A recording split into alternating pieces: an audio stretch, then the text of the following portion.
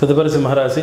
సింహరాశి వారికి ఈ సంవత్సరం ఆదాయం 11, వ్యయం 11, రాజపూజ్యం 3, అవమానం 6. అదేవిధంగా వీరికి అదృష్ట సంఖ్య 1 అని చెప్పవచ్చు. ఈ రాశి వారికి గురుడు 15వ స్థానం నుండి ఏకాదశి స్థానమైనటువంటి మిథున రాశి యందు లోహమూర్తిగా ఉండడం వల్ల ధనం వ్యయం అవుతుంది. అదేవిధంగా శని కూడా సంవత్సరం అంతా అష్టమ స్థానంలో ఉండడం వల్ల కొంచెం ఆరోగ్యానికి శ్రద్ధ వహించడం అవసరం. అలాగే మీరు పనిచేస్తున్నటువంటి మీ స్వభావంలో ప్రశాంతత వల్ల మానసికంగా చాలా బలంగా ఉంటారు.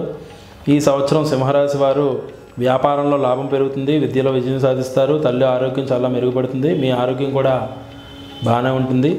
ఈ విధమైనటువంటి మీ ప్రేమ జీవితం ఆహ్లాదకరంగా ఉంటుందని చెప్పవచ్చు. సింహరాశి జాతకులకు గురుడు పంచమ స్థానంలో ఉండడం వల్ల ధనం కూడా మీ వద్దకు చేరుతూ ఉంటుంది. అవివాహితులకు వివాహం అయ్యే అవకాశం ఉంది. ఈ సంవత్సరం విద్యా విషయాల్లో ముందంజు ఉంటారు, రహస్యంగా ధనం పొందుతారు.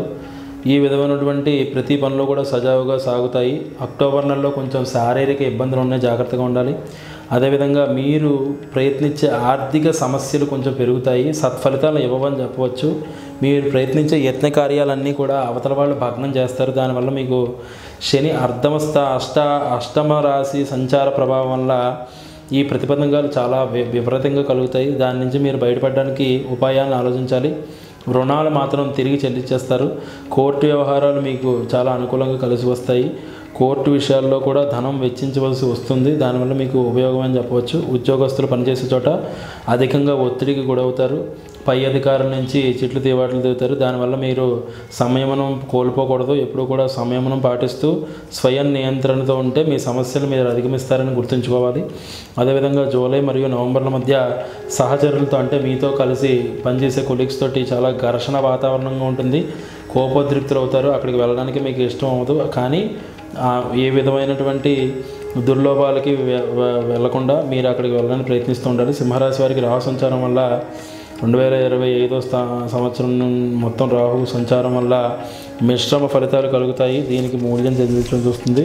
వాణిజ్య వ్యాపారాలు వాటి మీద శ్రద్ధ వహిస్తారు. వ్యాపారానికి సంబంధించి అనేక విధమైనటువంటి సహాయం కూడా పొందుతారు. విదేశీ వ్యక్తుల నుండి కూడా మీరు వ్యాపారంలో చాలా రాణిస్తారు. జన్మరాశిలో కేతు సంచారం వల్ల తొందరపాటు నిర్ణయాలు మీకు మానసిక హెచ్చుతగ్గులు ఇస్తాయని చెప్పాలి. దాని గురించి మీరు ఆరోగ్య సమస్యలు కూడా అధికమవుతాయి, చాలా జాగ్రత్తగా ఉండాలి. వ్యాపార సమస్యలు కూడా అధికమవుతాయి. కానీ మీరు పట్టిందల్లా కొంచెం బాగానే ఉంటుంది.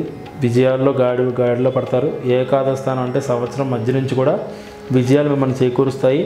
ఆర్థిక స్థితి బాగానే ఉంటుంది. వ్యాపారంలో లాభాలు ఉంటాయి. కొత్త లక్ష్యాలను చాలా సులభంగా మీరు సాధిస్తారు. ఈ సంవత్సరం అంతా కూడా సింహరాశి వారు శనివారం నాడు ఆంజనేయ స్వామి దర్శనం చేసుకోవడం, అలాగే శనివారం నాడు ఆంజనేయ స్వామి వారికి పంచముఖ ఆంజనేయ స్వామి కానీ సింహముఖాయ విద్మహే శత్రునాశాయ ధీమహి అని చెప్తారు. కాబట్టి ఈ ఆంజనేయ స్వామి సింహముఖంతో ఉన్నది ఈ సింహరాశి వారికి ఉపయోగంగా ఉంటుంది. కాబట్టి హనుమాన్ చాలీసా పారాయణ చేసుకోవడం, అదేవిధంగా మన్యు సూక్తంతో స్వామివారికి నాగవల్లి దళైరవచనం, అంటే ఈ యొక్క తమలపాకులతోటి స్వామివారికి పాశుపత పాద అర్ధ పూర్ణార్చన విధంగా స్వామివారికి పూజ చేసుకుంటే మంచి ఫలితాలు కలుగుతాయని చెప్పడంలో సందేహం లేదు. తదుపరి కన్యారాశి.